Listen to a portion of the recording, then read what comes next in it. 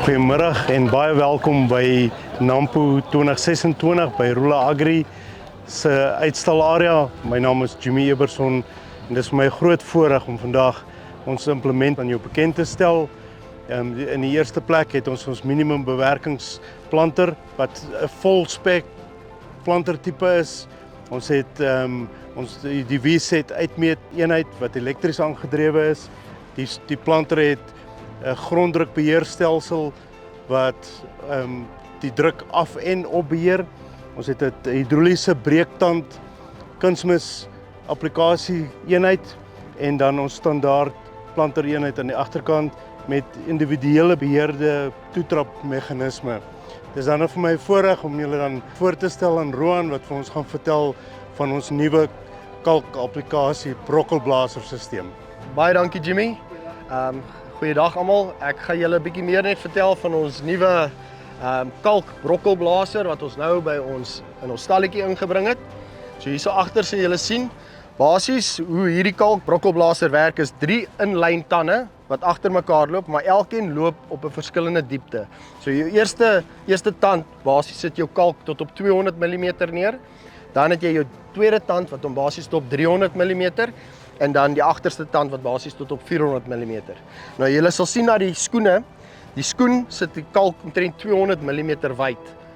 En dan basies wat jou werking van 200 na 400 is 200 by 200 band wat jy kalk plaas basies. Die groot rede vir dit is ons het ervaar dat die boere het baie probleme van 150, 200 af waar hulle kalk benodig en waar die suurlag is en waar hulle nie hulle kalk kry nie.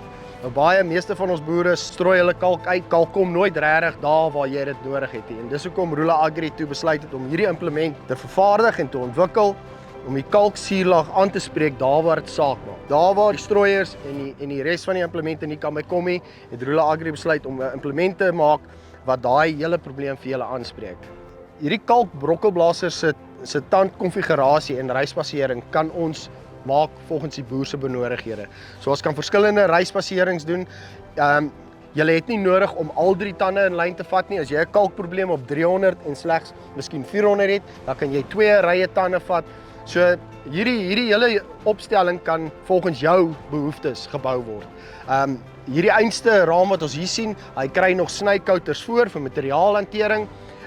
Hierdie is glad nie 'n tipe van 'n ripper nie. Hierdie is uit en uit 'n kalkbrokkelblaser, so met ander woorde hy is amper soos 'n inline ripper bewerking en hy verbrokkel daai gedeelte waar die tand werk om jou kalk behoorlik in daai 200 by 200 band te plaas sodat jy behoorlik jou suurlaag kan aanspreek.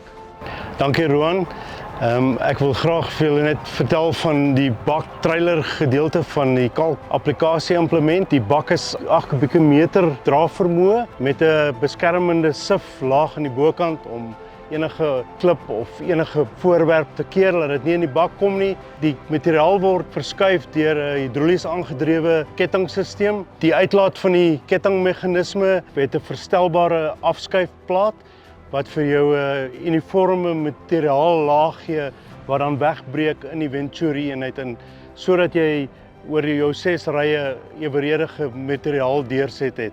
Een van die kritiese faktore in die hantering van kalk, veral as daar 'n verhoogde hoeveelheid vog in die kalk is, dat jy nie aanpaksel in die uitmeeteenheid self kry nie.